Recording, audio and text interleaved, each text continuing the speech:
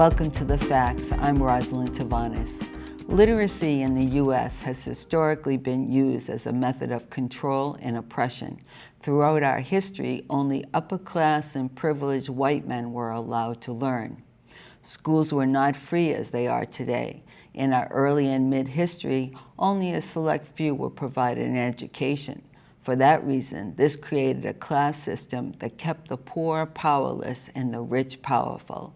This practice continues on today. Women were one group that were disenfranchised from education.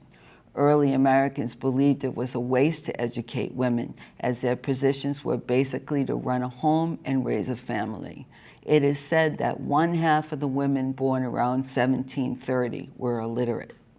Educating women began in earnest only in the early 1900s. It was rare for a woman to attend college up until the 1960s.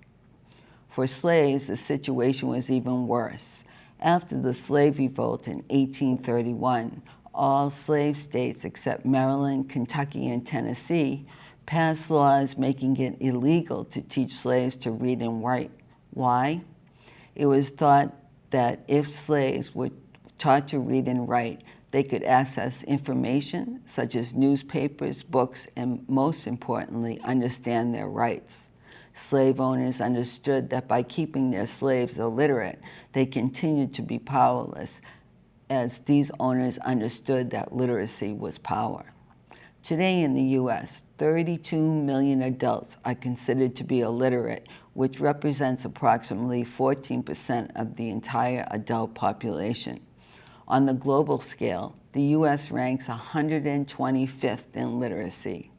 Some countries which rank above the U.S. include Jamaica, Brazil, Indonesia, and China.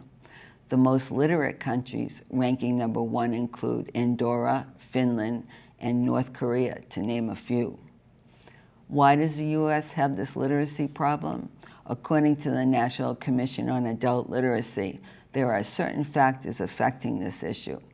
First, this commission indicates that 1 out of every 6 adults drop out of high school. Further, 1 in 4 American families are low income, including parents who lack the education and skills to improve their economic status. This factor maintains a cycle of poverty affecting each new generation of children. Also, 250 U.S. citizens out of 100,000, or 2.7%, are incarcerated, and more than half of these inmates have low literacy skills. Lastly, language barriers due to increased immigration contributes to lower literacy levels in modern America. What can we do to change course regarding this dilemma?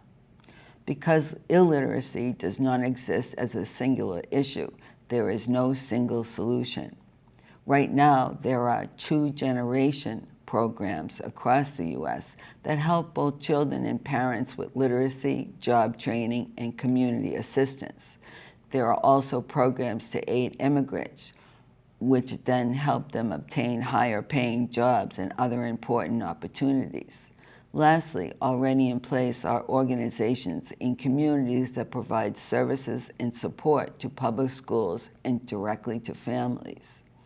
One U.S. governmental agency, the National Institute for Literacy, is a federal agency under the Secretaries of Education, Labor, Health, and Human Services. This institute provides national leadership regarding literacy services, and policy. It serves as a national resource for adult education and literacy programs. Literacy in the U.S. appears to be a larger problem than one may think. Illiteracy continues to keep U.S. citizens from better education, jobs, and higher status. This problem, as in early American history, remains the same. The question is this: is the aid to the U.S. citizens regarding illiteracy truly enough?